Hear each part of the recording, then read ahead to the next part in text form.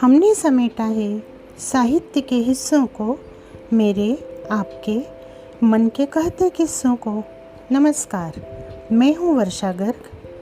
आज कथा कस्तूरी में आप सभी के लिए लेकर आई हूँ संगीत तथा चित्रकला में नई धारा के प्रवर्तक, विश्व भारती शांति निकेतन के स्थापक, नोबेल पुरस्कार प्राप्त गुरुदेव रविंद्रनाथ टैगोर की एक अद्भुत कहानी जिसका शीर्षक है अंतिम प्यार।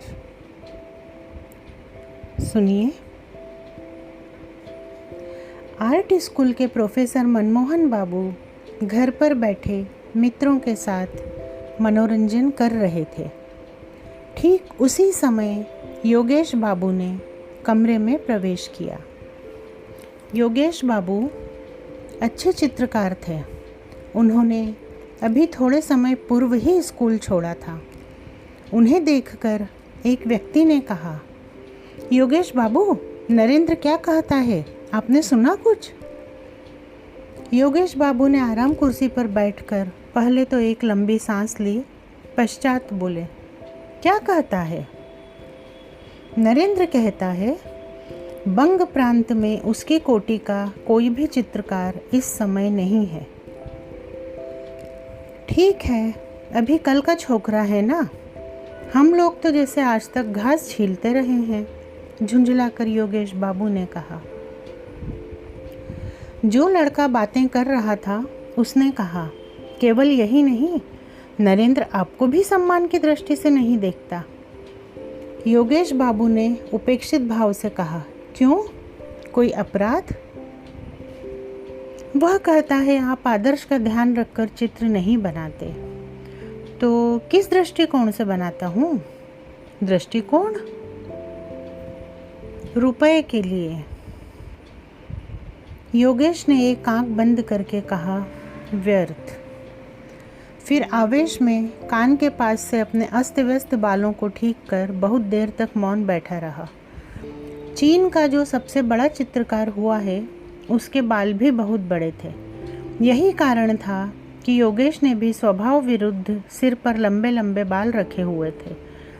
ये बाल उसके मुख पर बिल्कुल नहीं भाते थे, क्योंकि बचपन में एक बार चेचक के आक्रमण से उसके प्राण तो बच गए थे, किंतु मुख बहुत कुरूप हो गया था। एक तो श्याम वर्ण, दूसरे चेचक के दाग।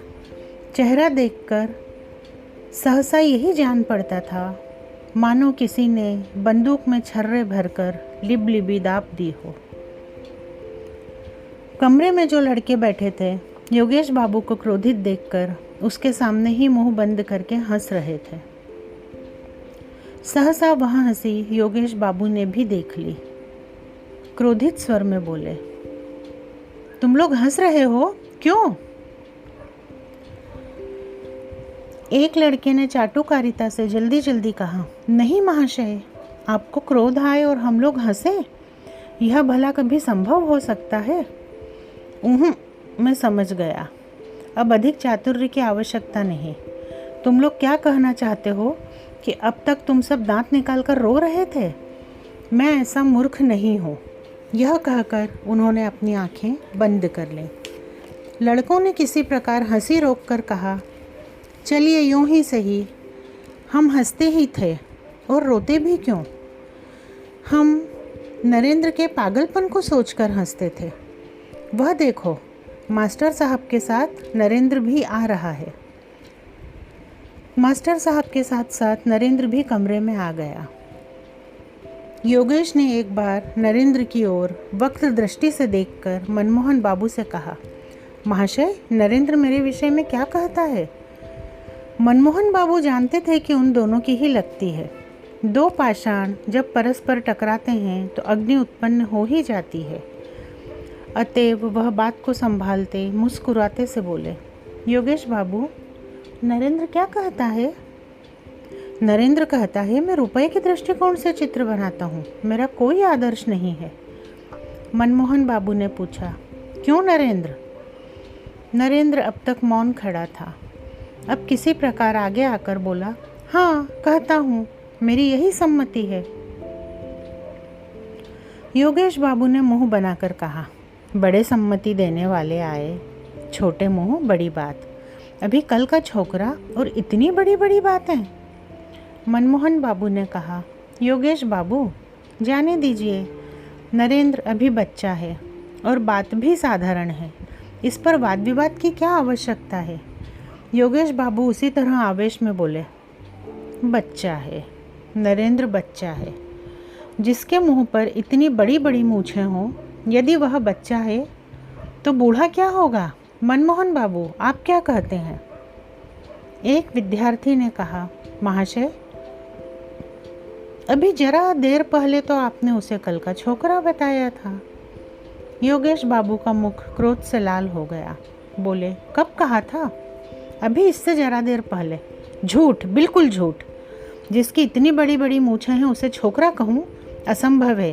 क्या तुम लोग यह कहना चाहते हो कि मैं बिल्कुल मूर्ख हूँ।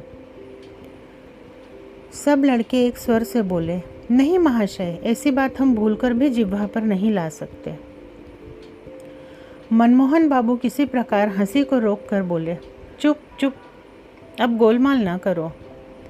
योगेश बाबू ने कहा, हाँ नरेंद्र, तुम यह कहते हो कि बंग प्रांत में तुम्हारी टक्कर का कोई चित्रकार नहीं है। नरेंद्र ने कहा, आपने कैसे जाना। तुम्हारे मित्रों ने कहा। मैं ये नहीं कहता, तब भी इतना अवश्य कहूँगा कि मेरी तरह हृदय रक्त पीकर बंगाल में कोई चित्र नहीं बनाता। इसका प्रमाण। नरेंद्र ने आवेशमय स्वर में कहा, प्रमाण की क्या आवश्यकता है, मेरा अपना यही विचार है। तुम्हारा विचार असत्य है।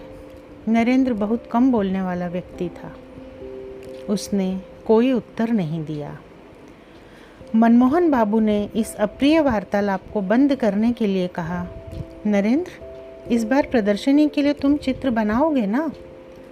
नरेंद्र ने कहा, विचार तो है, देखूंगा तुम्हारा चित्र कैसा रहता है। नरेंद्र ने श्रद्धा भाव से उनकी पगधूलि लेकर कहा, जिसके गुरु आप हैं उसे क्या चिंता, देखना सर्वोत्तम रहेगा। योगेश बाबू ने कहा, राम से पहले रामायण, पहले चित्र बनाओ फिर कहना। नरेंद्र ने मुंह फेरकर योगेश बाबू की ओर देखा, कहा कुछ भी नहीं, किंतु मौन भाव और उपेक्षा ने बातों से कहीं अधिक योगेश के हृदय को ठेस पहुंचाई।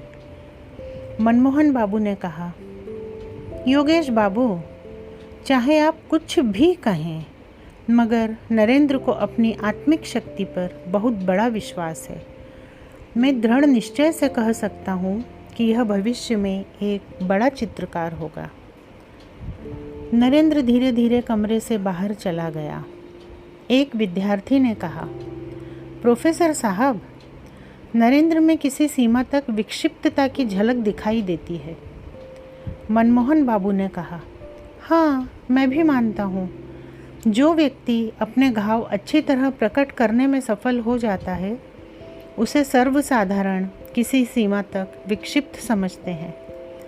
चित्र में एक प्रकार का आकर्षण तथा मोहकता उत्पन्न करने के लिए उसमें असाधारण योग्यता है। तुम्हें मालूम है नरेंद्र ने एक बार क्या किया था।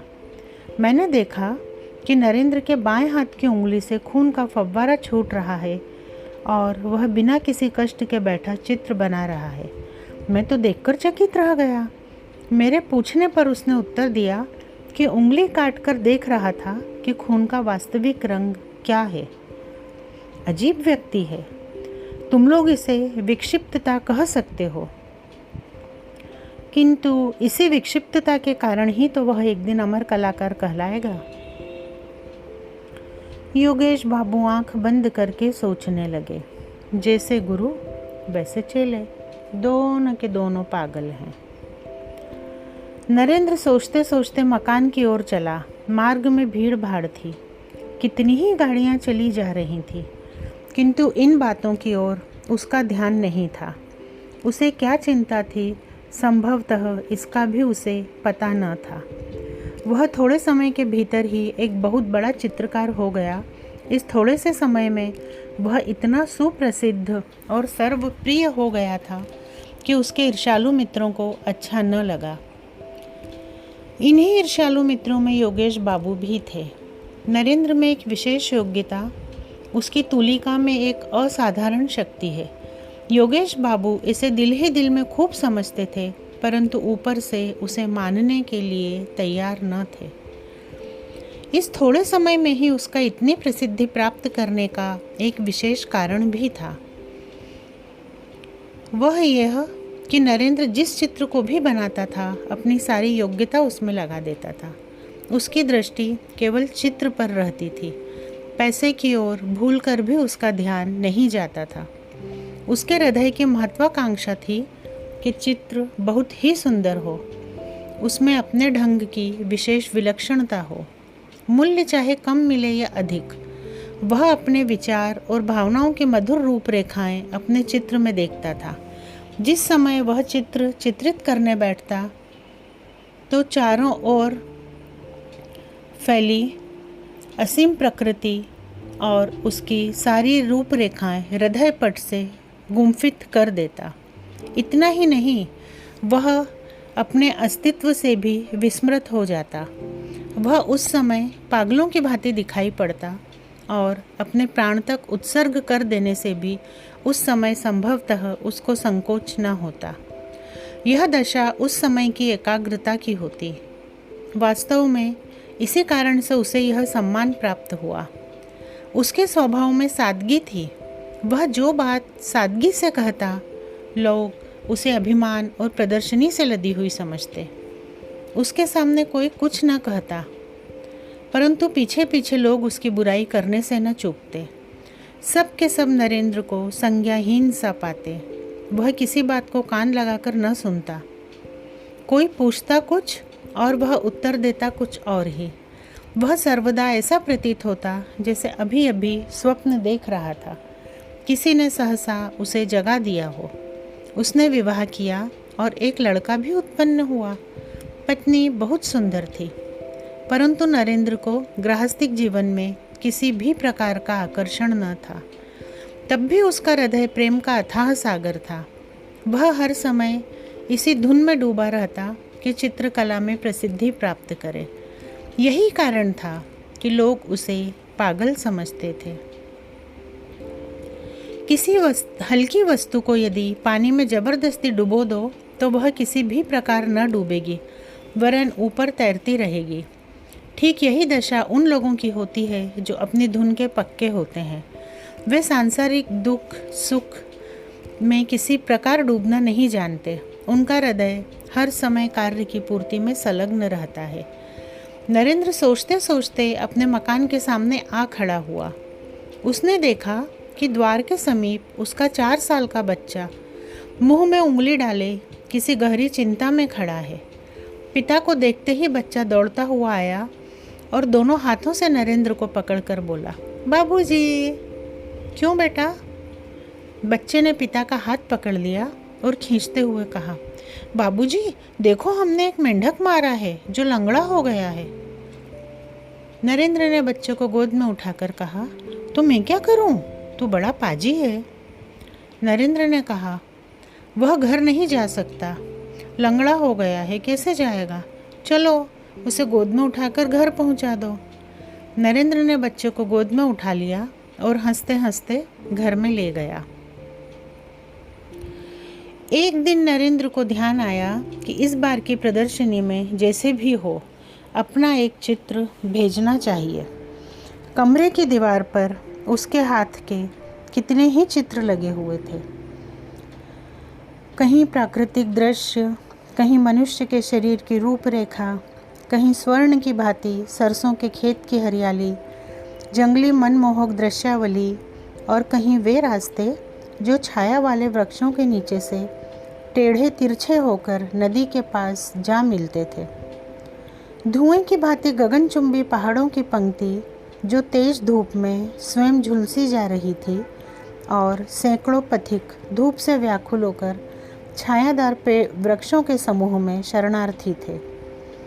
ऐसे कितने ही दृश्य थे। दूसरी ओर अनेक पक्षियों के चित्र थे। उन सबके मनोभाव उनके मुखों से प्रकट हो रहे थे। कोई गुस्से में भरा हुआ, कोई चिंता की अवस्था में, तो कोई प्रसन्न मुख। कमरे के उत्तरीय भाग में खिड़की के समीप एक अपूर्ण चित्र लगा हुआ था।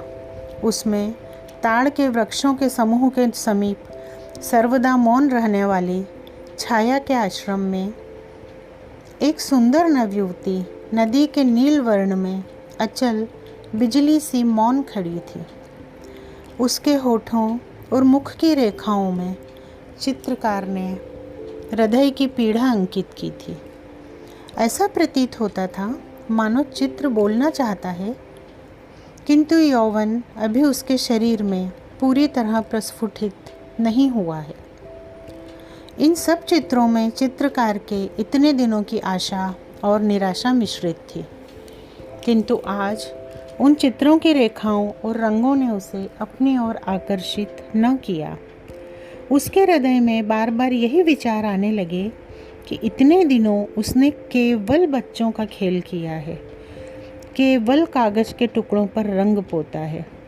इतने दिनों से उसने जो कुछ रेखाएं कागज़ पर खींची थीं, वे सब उसके हृदय को अपनी ओर आकर्षित न कर सके, क्योंकि उसके विचार पहले की अपेक्षा बहुत उच्च थे।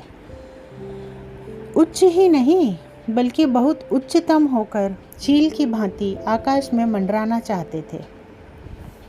यदि वर्षा ऋतु का सुहावना दिन हो तो क्या कोई शक्ति उसे रोक सकती थी?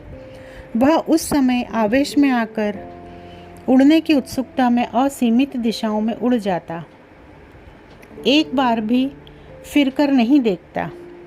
अपनी पहली अवस्था पर किसी भी प्रकार वह संतुष्ट नहीं था। नरेंद्र के हृदय में रह रहकर यही विचार आने लगा। भावना और लालसा की झड़ी सी लग गई।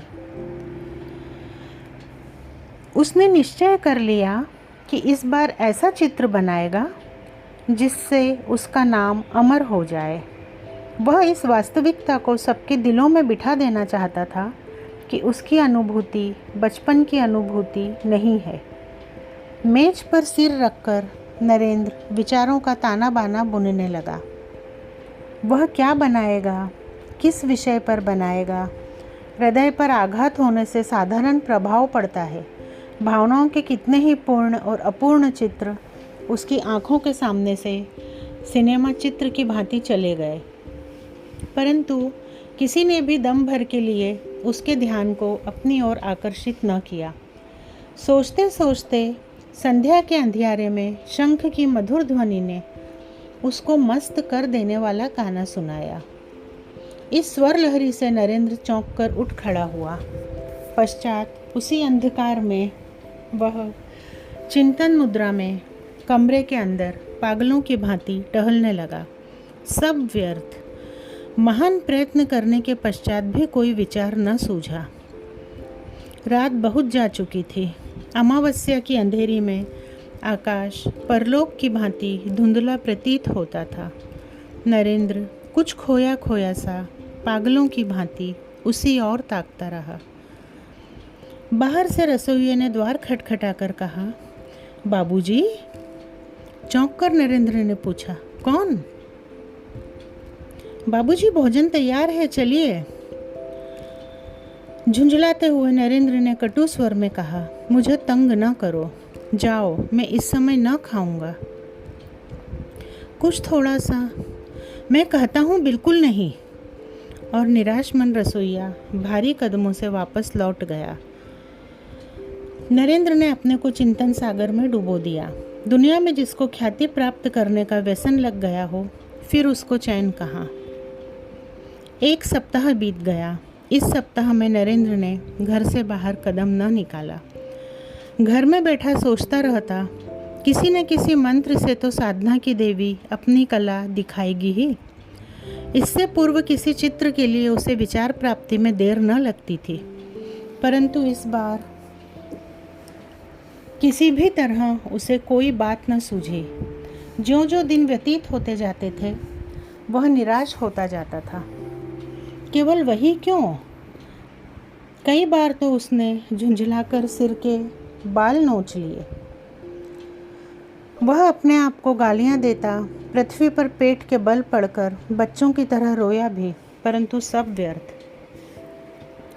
प्रातःकाल नरेंद्र मौन बैठा था कि मनमोहन बाबू के द्वारपाल ने आकर उसे एक पत्र दिया। उसने उसे खोलकर देखा। प्रोफेसर साहब ने उसमें लिखा था, प्रिय नरेंद्र, प्रदर्शनी होने में अब अधिक दिन शेष नहीं है।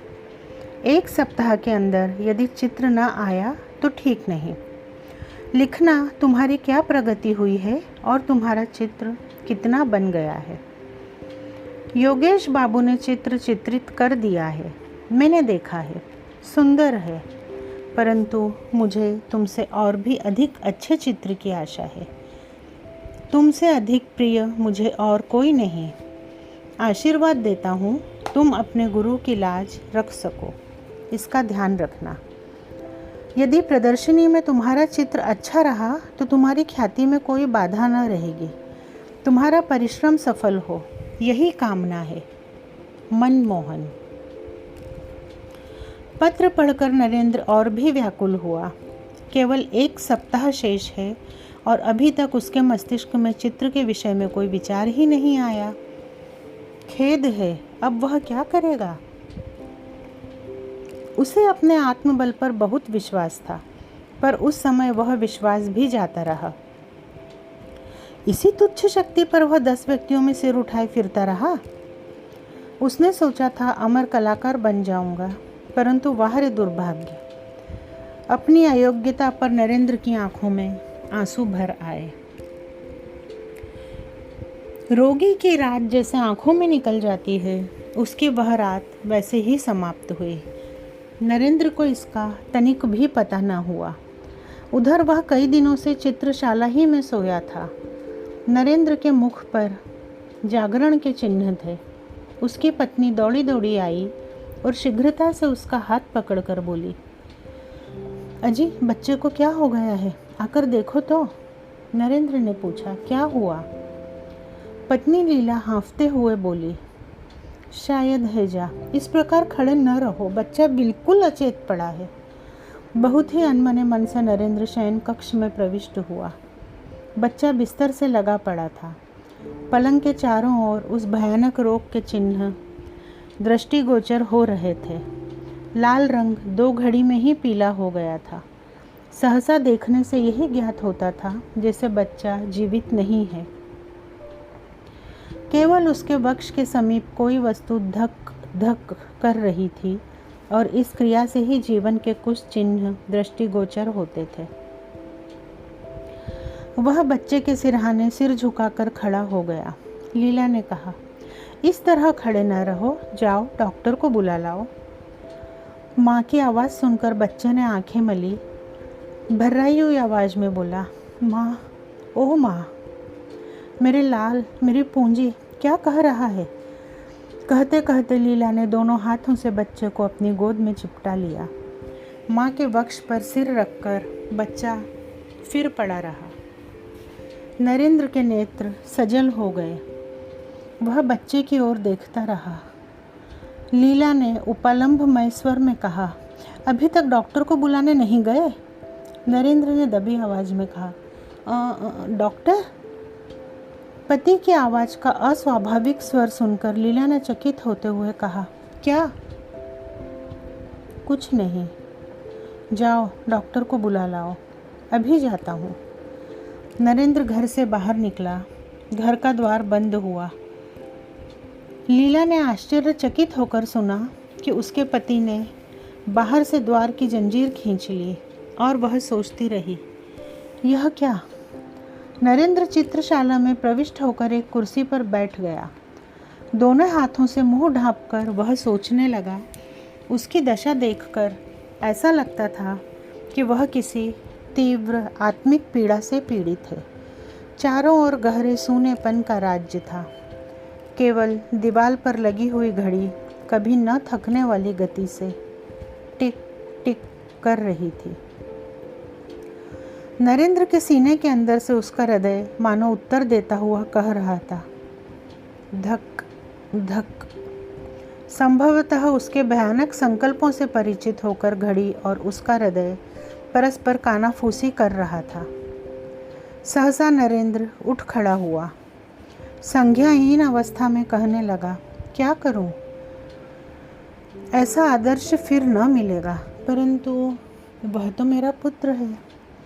वह कहते कहते रुक गया, मौन होकर सोचने लगा। सहसा मकान के अंदर से सनसनाते हुए बाण की भांति हाय की हृदय भेदक आवाज़ उसके कानों में पहुंची। मेरे लाल, तू कहाँ गया? जिस प्रकार चिल्ला टूटने से कमान सीधी हो जाती है, चिंता और व्याकुलता से नरेंद्र ठीक उसी तरह सीधा खड़ा हो गया। उसके मुख पर लाली का चिन्ह तक न था।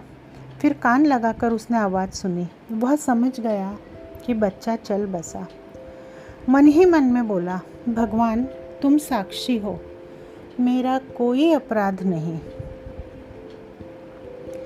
इसके बाद वह अपने सिर के बालों को मुट्ठी में लेकर सोचने लगा। जैसे कुछ समय पश्चात ही मनुष्य निद्रा से चौंक उठता है, उसी प्रकार चौंक कर जल्दी जल्दी मेज पर से कागज, तूलिका और रंग आदि लेकर वह कमरे से बाहर निकल गया। शयन कक्ष के सामने एक खिड़की के समीप आकर वह अचकचाकर खड़ा हो गया। कुछ सुनाई देता है क्या? नहीं, सब खामोश है। उस खिड़की से कमरे का आंतरिक भाग दिखाई पड़ रहा था। झांक कर भय से थर थर कांपते हुए उसने देखा तो उसके सारे शरीर में कांटे से चुभ गए। बिस्तर उलट पुलट हो रहा था। पुत्र से रिक्त गोद किए माँ वहीं पड़ी तड़प रही थी और इसके अतिरिक्त माँ कमरे में पृथ्वी पर लौटते हुए बच्चे के मृत शरीर को दोनों हाथों से वक्ष स्थल के साथ चिपटाए, बाल बिखरे, नेत्र विस्फारित किए, बच्चे के निर्जीव होठों को बार बार चूम रही थी। नरेंद्र की दोनों आंखों में किसी ने 2 सलाखें चुभो दी हों। उसने होंठ चबाकर कठिनता से स्वयं को संभाला और इसके साथ ही कागज पर पहली रेखा खींची। उसके सामने कमरे के अंदर वही भयानक दृश्य उपस्थित था। संभवतः संसार के किसी अन्य चित्रकार ने ऐसा दृश्य सम्मुख रखकर कभी तूलिका न उठाई होगी। देखने में नरेंद्र के शरीर में कोई गति न थी, परंतु उसके हृदय में कितनी वेदना थी उसे कौन समझ सकता है? वह तो पिता था। नरेंद्र जल्दी जल्दी चित्र बनाने लगा। जीवन भर चित्र बनाने में इतनी जल्दी उसने कभी न की थी। उसकी उंगलियां किसी अज्ञात शक्ति से अपूर्व शक्ति प्राप्त कर चुकी थी। रूपरेखा बनाते हुए उसने सुना, बेटा, ओ बेटा, बातें करो, बात करो, जरा एक बार तुम देख तो लो। नरेंद्र ने अस्फुट स्वर में कहा, उफ, यह असहनीय है, और उसके हाथ से तूलिका छूटकर पृथ्वी पर गिर पड़ी। किंतु उसी समय तूलिका उठाकर वह पुनः चित्र बनाने लगा। रह रह कर लीला का क्रंदन रुदन कानों में पहुंचकर हृदय को छेड़ता और रक्त की गति को मंद करता और उसके हाथ स्थिर होकर उसकी तूलिका की गति को रोक देते। इसी प्रकार पल पर पल बीतने लगे। मुख्य द्वार से अंदर आने के लिए नौकरों ने शोर मचाना शुरू कर दिया था, परंतु नरेंद्र मानो इस समय विश्व और विश्वव्यापी कोलाहल से बहरा हो चुका था। वह कुछ भी न सुन सका। इस समय वह एक बार कमरे की ओर देखता और एक बार चित्र की ओर, बस रंग में तूलिका डुबोता और फिर कागज पर चला देता। वह पिता था, परंतु कमरे के अंदर पत्नी के हृदय से लिपटे हुए मृत बच्चे की याद भी वह धीरे धीरे भूलता जा रहा था। सहसा लीला ने उसे देख लिया। दौड़ती हुई खिड़की के समीप आकर दुखित स्वर में बोली, क्या डॉक्टर को बुलाया? जरा एक बार आकर देख तो लेते कि मेरा लाल जीवित है या नहीं। यह क्या चित्र बना रहे हो? चौंक कर नरेंद्र ने लीला की ओर देखा। वह लड़खड़ाकर गिर रही थी। बाहर से द्वार खटखटाने और बार बार चिल्लाने पर भी जब कपाट न खुले तो रसोइया और नौकर दोनों डर गए। वे अपना काम समाप्त कर प्रायः संध्या समय घर चले जाते थे और प्रातःकाल काम करने आ जाते थे। प्रतिदिन लीला या नरेंद्र, दोनों में से कोई ना कोई द्वार खोल देता था। आज चिल्लाने और खटखटाने पर भी द्वार न खुला। इधर रह रह कर लीला की क्रंदन ध्वनि भी कानों में आ रही थी। उन लोगों ने मोहल्ले के कुछ व्यक्तियों को बुलाया। अंत में सबने सलाह करके द्वार तोड़ डाला। सब आश्चर्यचकित होकर मकान में घुसे। जीने से चढ़कर देखा कि दीवार का सहारा लिए दोनों हाथ जंघाओं पर रखे नरेंद्र सिर नीचा किए हुए बैठा है। उनके पैरों की आहट से नरेंद्र ने चौंक कर मुँह उठाया। उसके नेत्र रक्त की भांति लाल थे। थोड़ी देर पश्चात वह ठहाका मारकर हंसने लगा और सामने लगे चित्र की ओर उंगली दिखाकर बोला, डॉक्टर, डॉक्टर। मैं अमर हो गया। दिन बीतते गए। प्रदर्शनी आरंभ हो गई।